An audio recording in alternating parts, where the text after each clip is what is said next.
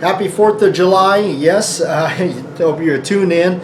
And the 4th of July, yes, it's a big day here in the beautiful US of A, right? Okay, but it also, you know, for the channel and everything, it means it marks another year of making videos. And I definitely was shocked when I looked at it.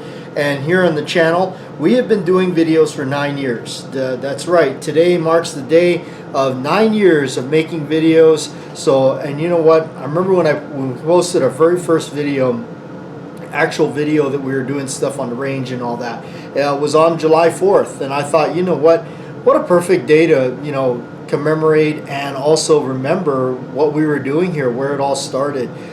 So anyway, if you kind of happen to click on this video, what the heck are we watching here?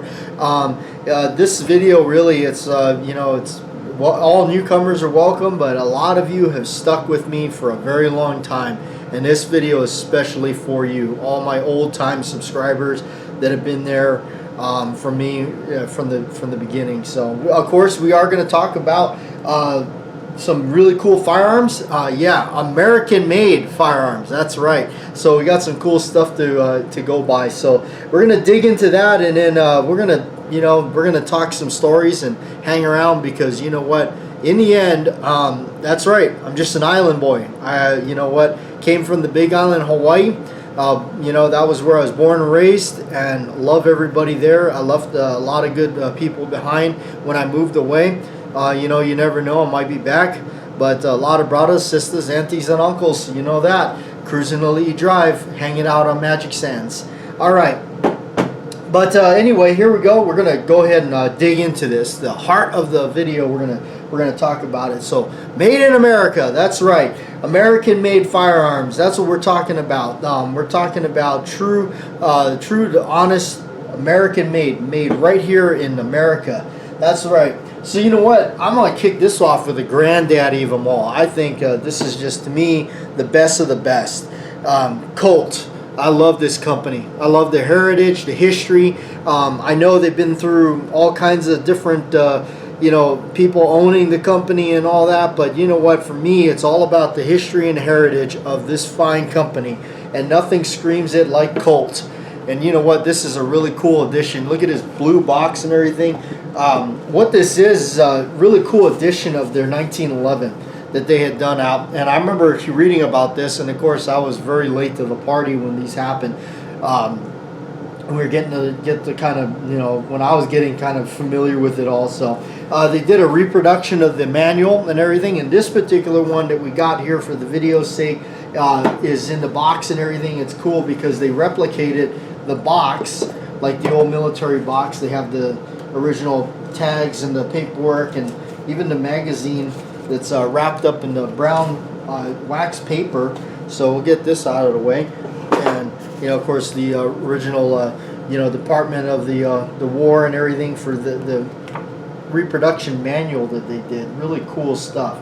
You know, there you can see the picture of it. To me, the 1911 is about as America as it gets. I know the Peacemaker and everything like that. You know, definitely don't forget that. You know, the Colt Peacemaker, honorable mentions. You know, or you could say that's the original granddaddy. But for me, I'm a 1911 guy. So, and this is the reproduction of the box they came in, and the original Colt 45. I love this. They did a great, fantastic reproduction of it. And when you're talking 1911, this is it. 1911, where this is what it looked like originally when the Army adopted it. Of course, you know, now, you know, there's some real, like, well, the old ones had the corners of the rear sight were beveled down, and it was a fire blue and all that.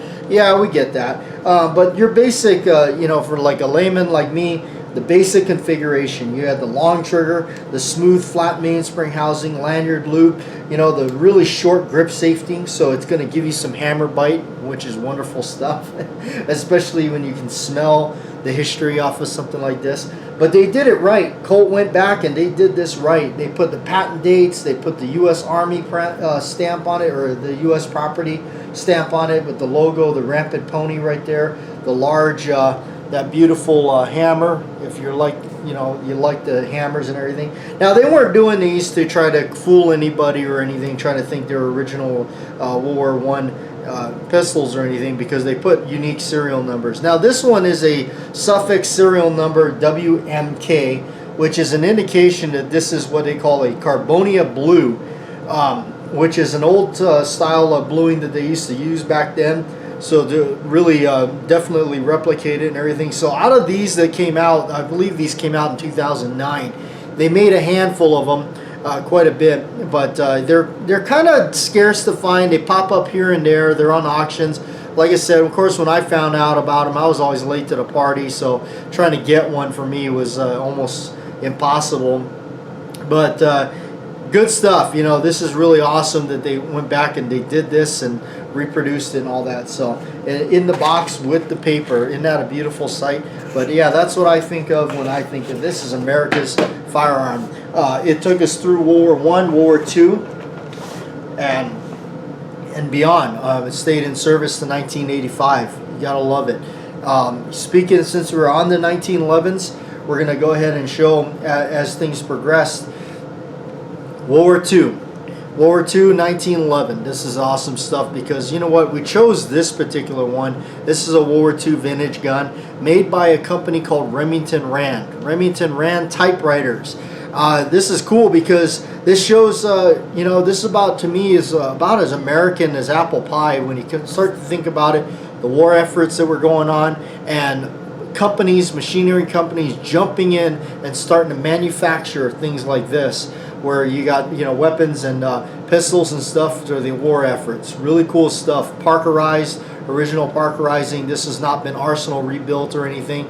The U.S. property mark right here in the U.S. Army A1, where the A1 they start changing things, arch mainspring housing, short triggers and stuff, and then scalping on the frame, you know, causing, so hopefully their idea was the shooter would not shoot so low, it'd force their hand up a little bit. So, but yeah, that's a beautiful American-made firearm right there. I tell you, that beautiful gray finish on it. So actually, in between of those, for the civilian market, Colts from 1911s were known as the civilian or the government models. They didn't like to use the A1 designation or anything like that. That was the military's term. So here's a commercial gun, if you will, a government model. Beautiful bluing by today's standards. You won't see bluing like this far of anything. You know, this is a really beautiful Colt. I love the stampings on that side. You can see that. Gorgeous. And then of course all the dates and everything on that side. This is a C prefix serial number model. So this one, I believe, was, I looked it up right, it was 1930 on this one. So it's kind of a transition from because 24 is when they made the initial changes for the A1. This one has the arched mainspring housing with the checkering on it, as Colt would have.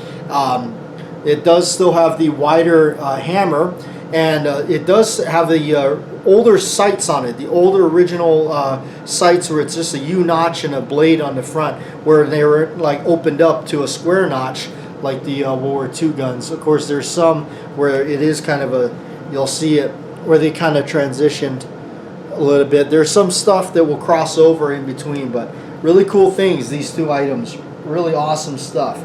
All right, breaking into my favorite stuff, revolvers. And who can we cannot mention, what an American classic, Dirty Harry. That's right, the Smith & Wesson Model 29.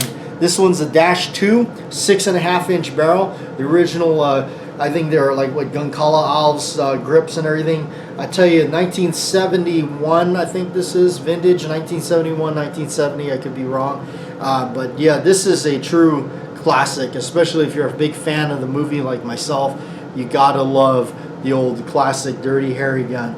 You know, this would be the one that they would have used in the movie too. A -2 6.5.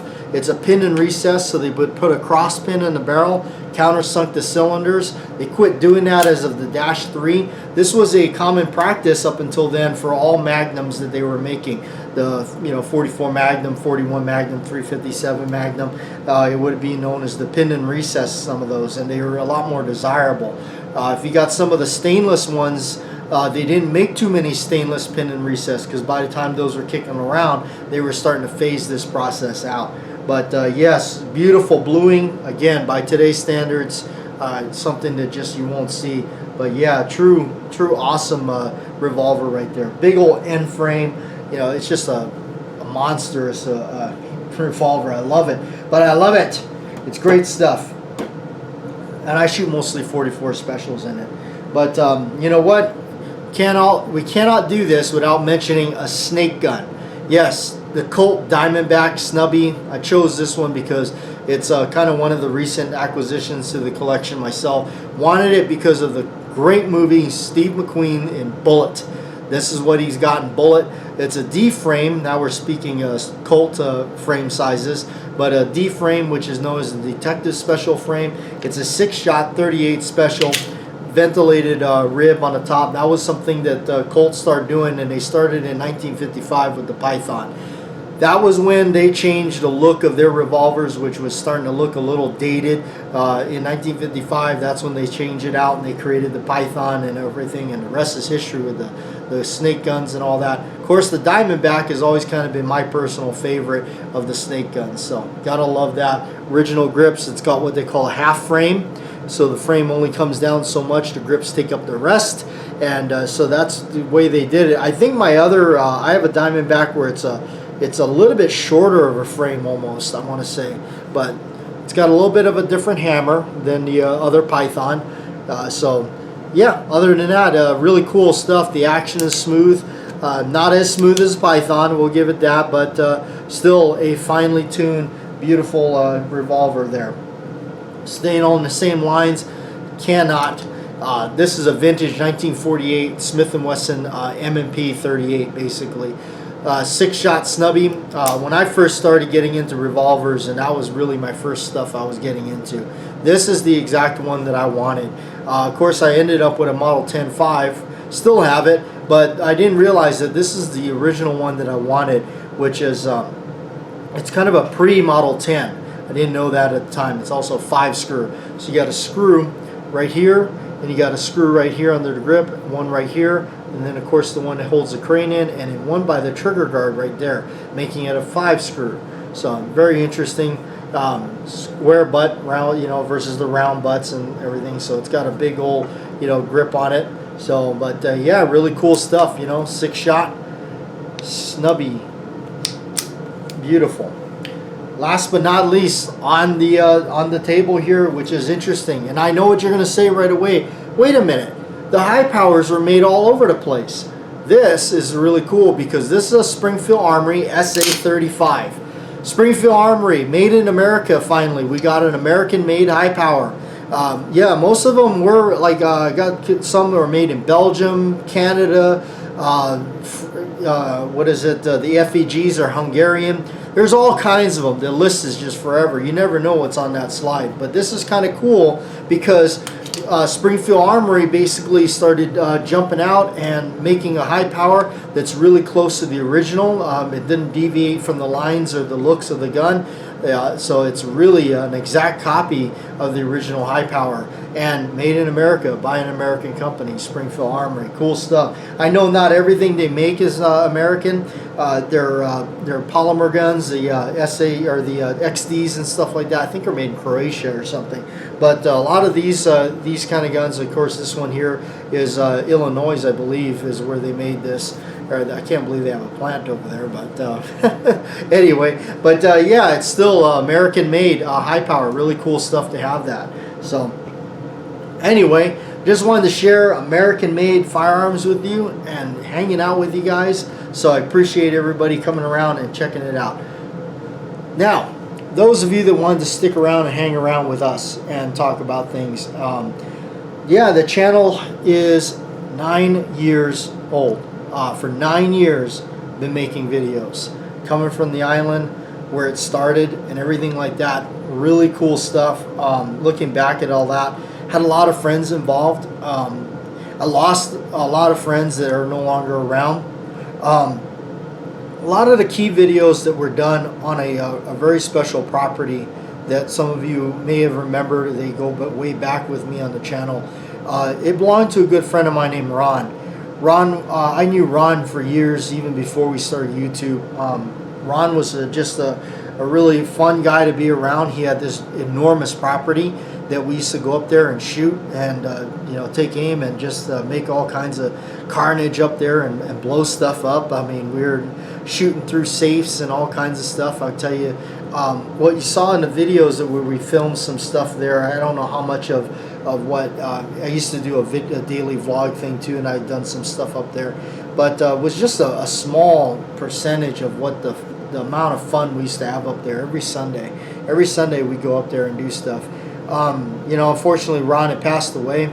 I miss him dearly because he was very instrumental in the channel, and I got to do a lot of stuff on his property that I felt. One of the very first videos that I felt that was actually taking off and actually doing well was done on his property, which we had a PPK in 22, and we were just showing how it functioned with different types of 22 ammo and whatnot. And I remember like setting up with the camera and doing that, and the wind was blowing and everything. I almost didn't post the video. So, good times. And then, a friend of mine named Scott, we used to get together, and that was another land that we had that he had access to, 10 acres of coffee land that we'd gone up there shooting all kinds of stuff, blowing stuff up, and just having good times, good fun. It was really cool because on the island things are really difficult to get when you're talking about anything shipped over. Even down to something like this, getting something as simple as that you might take for granted that living out here, like I live out here now for years, that you can just go to the store and pick something like this up or get it shipped to you no matter what. You can get this Amazon to you. Not on the island. They consider it hazardous. You can't get it because there's a hazmat thing to it. Ballistol. I used Ballistol constantly. I was very fortunate that a subscriber by the name of Bob Hartman actually sent me a bottle of Ballistol, and that was what got me into using it. Once I started using Ballistol on the island, it was great because it didn't bother my hands. I love this stuff. I use it on everything, and nothing rusted. I tried other products where rust was always a problem on the island.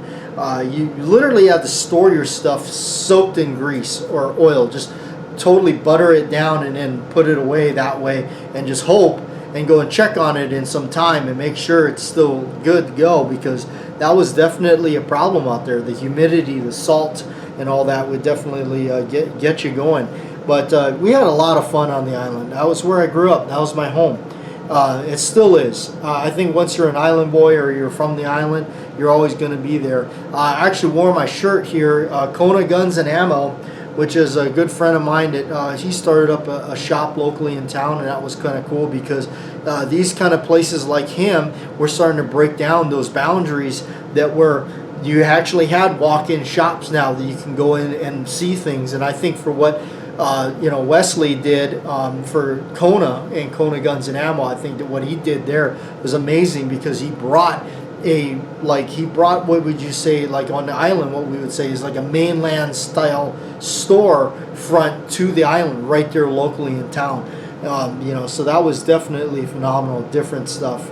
Early on in the YouTube days, I would travel over to Parker Ranch and go check out all through there, and that's what's really cool about Hawaii and the Big Island is Parker Ranch is like a whole nother place, and I used to live about half-hour drive from there. Parker Ranch is loaded with what they call Paniolo, which is the Hawaiian cowboys and stuff. So it's really big. Parker Ranch, by the way, is one of the largest operating cattle ranches in the U.S. It's there. So it's kind of interesting, and I'm related to families that are actually inducted in the Hall of Fame in the Parker Ranch area, kind of related to them and everything. So it's kind of interesting when I came out here and meeting some people, and they're kind of doing their cowboy reenactments and stuff like that. And I get it. A lot of times they just want to do it. They don't want to, they got cactus around and everything, and they just want to be that kind of a cowboy persona. Where I actually come from a ranching family that really was cowboys, that really, you know, that not only were they cowboys and had ranch and cattle and all that, but they were inducted into that, you know, Hall of Fame down there at Barker Ranch. So it's kind of interesting, you know, looking back at some of that. But I miss home all the time. You know, the ocean. And at the time when you're living there, you don't ever think that that's something you're going to miss, or these people that you may have lost touch with, or, you know, things have gone past, or people have passed away, you know, that are no longer there. You know, it's like looking back, it's like even going up to rounds all the time. So many of the people that were connected up there, they used to gather around with the dogs and everything, they're gone. I mean, they've passed away. The dogs are gone. They've all the dogs are dead, you know. And it was interesting early on in videos to some people that would actually comment, "Oh, you shouldn't have your dog on the range or whatnot. It's really bad for his ears or whatnot." That was a dog named Frankie. Let me tell you a story about Frankie. You couldn't go down to the range without that dog following you. If you were going to the range, that dog knew that's what you were going to go do. And you couldn't, you'd have to, if you locked him up, if you put him away and locked him up, he'd cry and whine, and you just, that dog wanted to be down there when you were shooting. You couldn't get, that dog, it was like, it was the total opposite. It was like you couldn't get him off the range if you were on the range. So that, you know, looking back at that was very interesting stuff, you know. But, you know, good times, I tell you, really good times. There was so much stuff that we did, that we were just coming up with stuff. My friend Scott would come up with stuff on the fly. Over the, you know, weekend, we'd start thinking about this stuff, and hey, let's get together. You know, I was off on Monday, Tuesday, or something like that, and we'd get together and film this stuff on a coffee land, early coffee land. Hey, it would be like, hey, what would happen if we took a Glock pistol and put it in, you know, corn syrup or something? Just crazy stuff that we're thinking of. Those of you who remember our Halloween special, we filled up these giant party balloons with, I think we went to and we got like blue paint or something because it was cheaper at the store, and we shot it in black and white so the color didn't matter, you know, trying to do that. And then in the midst of doing that, I think it was him, my friend Scott, put a sheet or like a cloth over a balloon and drew a face on it and said, hey, look, what if this is like a ghost, you know? And so we ended up shooting that portion of it. And we did that, of course, some months before October. And then we were kind of building it up and making trailers and stuff like that for people to get psyched up about it for our big October release. And of course, you know, I mean, at the time we had, you know, we had a few subscribers, but not many, you know. And I think the video barely did like 90 views or something like that. But you know, back then. So, but also, you know, looking back to like when we started the Collectors Radio, or it turned into Collectors Radio. It was used to be always the Saturday morning radio show. Again, that was something that we had like maybe all of, you know, 50 people, 20 people watch, and that was it. I mean, now like the latest one, I can't believe it. For me, just the amount of people that are watching the content that stuck around, that you're sitting here right now still at 23 minutes that you'll never ever get back, and you're sitting here still with me listening to us, you know, just jabber on about the days of gone. You know, just it always surprises me, and it makes me just feel like this every time I think about, you know, those of you that are subscribing and also commenting, saying, hey, yeah, I'm still here at 23 minutes into your video and just listening to this. I'm still here, you know, and it's like, you are why we do this. You are why we continue to do this. It's been hard to, I mean, I'm not going to lie, making videos on a constant basis is not easy. It really isn't. Getting everything set up, the lights, the cameras, all that stuff, there's quite a bit. I do apologize for the background humming noises, but you know, that's the life of living out in the desert. You're confined to air conditioning, and it's 110 degrees outside. So, you know, a lot of good times, a lot of memories. You know, again, like speaking of when things were, you know, tough to get, we actually had one real, you could say, as a sponsor of the channel, which was Bad Man Bullets, the Regan Enterprises. They sponsored us all the lead that we shot in all of our content. They would ship us lead for reloading, and we'd load it all up and then go out there and shoot it. We shot like a Glock 19 at like 60 yards at a a steel target no bigger than a box of chocolates, really, and doing stuff like that, taking a Model 29 with 44 Special, shooting bowling pins at 80 yards on that property and things like that. Just amazing times. But it's been a long road. I can't believe 9 years. It's been a long one. So, but you know what? We keep doing it, and we keep doing it for you. So I do appreciate it. Thank you, everybody. And happy 4th, and